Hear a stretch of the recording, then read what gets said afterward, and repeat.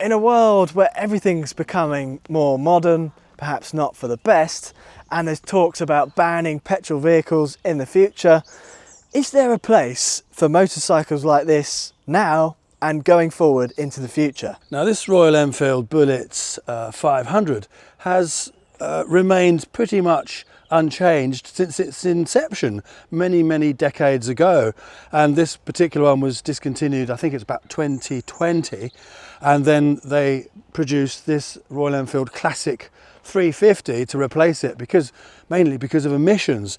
But in terms of style, they're very similar, and they're the same sort of ethos. Motorcycles like this Royal Enfield Classic 350 really hark back to a bygone era. It's beautiful to look at. It's got the styling of a motorcycle from the 1960s, and I wonder if in 50-60 years time people will look back at this motorcycle and go, oh, that's a bike that I've lusted after, because the styling is very much of 50 years, 60 years before now. But now we're seeing more and more that electric vehicles are being pushed. You see a lot of electric cars around, and young people who are slightly younger than me, maybe 17-year-olds, rather than going out and getting a 50cc moped now, you see people getting these sort of electric mountain bikes. I don't know what the laws on them are. Technically, I think they must be illegal because they are fast. They can do 80 miles an hour. They're much quicker than a 50cc, and they're riding them without a license. That has zero interest in my heart. This is a motorcycle that has plenty of character. It pulls on your heartstrings, and I don't think these electric vehicles are going to deliver that same feeling. I think in 50 years from now, this will still be a classic bike that people will definitely want to go and buy. And if you think of my personal situation, I'm looking at getting a second motorcycle at the moment. And one of the bikes very high on my list is the Yamaha XT500, and we did a video about that a few months ago. It was wonderful. That's a bike I always wanted when I was young. And then at my age now, I look back on it, a 50-year-old motorcycle, and think, that is better than anything that I can currently think of. So in 50 years time from now, I still think bikes like this, bikes like that, even the XT500, if it survives that long and doesn't rust to pieces, will still be bikes that people want, because a lot of the modern motorcycles are not designed in such an aesthetically beautiful way, especially electric bikes. They don't have that character, that soul. Will people want that in the future? So currently in the UK, this might be different in your country depending where you are, whether you're in Europe or if you're in somewhere in Asia like India, it might be completely different, I'm not sure. But in the UK, the current plan is to ban the sale of new L category motorcycles, so 125 scooters, by 2030, and to ban larger capacity motorcycles, new petrol motorcycles, by 2035. And that's only the production of new bikes. So if you've got an older bike or a bike like these, you still be allowed to ride them. But I think that is a very one-sided take on the future, and not one that will actually work in practical terms. So personally, I don't think the ban on petrol vehicles will actually happen at all, because in terms of infrastructure, imagine the amount of power stations they would need to build, the charging points they would have to put across the country. Everywhere would need a charging point. Every household, every shop, every takeaway, everywhere would have to have a charging point, which not only would be a massive eyesore, but it's just not really very practical. And not to mention the amount of resources that would need to be used to dig out the lithium required for all those batteries. That's another story. The other issue is if every motorcycle, we're just talking about motorcycles here, not cars as well, because that's a whole nother story. Maybe we'll do a similar video on our car channel, so make sure you subscribe to that, which is called Darcy's Drive. But if every new motorcycle was electric, currently the amount of range you get out of an electric vehicle is nowhere near on par to a petrol one.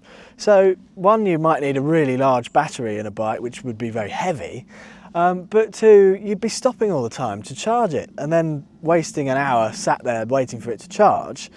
So every journey would take twice as long, so I can imagine there'll be loads more congestion on the roads, loads of queues at the petrol stations, which will then be electric stations. So practically speaking, I just don't see it happening. I don't think it will work. What I think is that electric is one point to a solution world where there's multiple different types of vehicles that run on different fuels, and they're all part of a bigger solution to reduce the overall emissions that we put into the world. Like, for example, synthetic fuels. That is something that a lot of people are doing a lot of investment in, and car manufacturers like Porsche are investing a lot of money in the development of synthetic fuels, and I don't think it'll be long until they're able to mass produce those fuels. The point I'm getting at is that if in the future they're not allowed to produce petrol motorcycles, that means bikes like this won't be able to be made, and they might make them with electric motors in them, but the character and the soul of the motorbike will be lost. And that's a massive shame, because the feeling that this bike gives you is really hard to match. And when you ride a classic Royal Enfield, that is even more heightened. Like even this, the older model, you've got even more character. So you notice that every iteration of a new engine with these bikes, they get slightly less characterful because of all these regulations they have to admit to. But that's only the start. So if they ban the sale of new petrol motorcycles, one can imagine that in 20 or 30 years' time, they'll try and completely phase petrol out. Not that that's been discussed, but one can logically make that assumption. And that would mean that even older bikes like these wouldn't be able to be ridden, which would be a real shame, and I hope that never happens.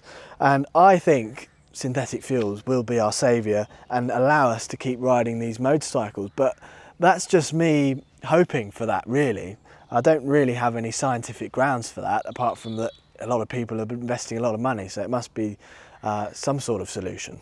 Now, most people who ride motorcycles are petrol heads, you might say. They're really passionate about bikes, and to them the idea of an electric motorcycle is something that could almost make them throw up their dinner. So I think it's going to be a really, really hard thing to convert everyone who currently rides a motorbike to all be riding electric bikes in 30 years' time. I think that a lot of them will just go, well, I'm not going to bother anymore, which would be a huge shame as well. And what does that mean for motorcycle manufacturers? Because what would they produce? If they can only produce electric motorcycles and all the sales suddenly go down, then it could be the demise of the whole motorcycle industry, which would be a disaster economically and a disaster in terms of losing these incredible emotive machines. So in 20 or 30 years' time, assuming that petrol is still available, I wonder what it will look like in that era. In 30 years' time, what will all the vehicles look like? The motorbikes, the cars, what will the design language be like? And what would it look like to ride down the road on a Royal Enfield Classic or something along these lines, a Triumph Bonneville or something like that? Will it suddenly become a massive head turner, like, oh my God, what's that? Like, you don't see them anymore. Or will it go the other way and everything start becoming more retro? You just don't know. So it's hard to imagine what things look like in the future. And over the years, there's been all sorts of different pictures of what the future will look like. The 60s is a fine example, what they thought cars would look like by this time, which was sort of these big bobble glass roofs and flying cars and things like that.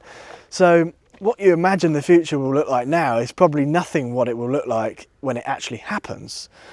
But one can imagine and think, what will it look like to ride a classic styled bike or an actual classic bike like this in 30 years' time? Now, of course, this video is completely speculative, really, and it's one vision of what could happen in the future. And you just don't know, do you? Things change all the time, politicians change their mind, and then the rule gets set back another 10 years or cancelled altogether. You just don't know. So I'd like to hear your comments down below of what you think the future of motorcycles looks like. What will we see on the roads? Will it all be electric motorbikes? Will we have some crazy new amazing thing that no one's ever heard of before? Let's hear your thoughts in the comments below. Make sure you're subscribed and we'll see you next time.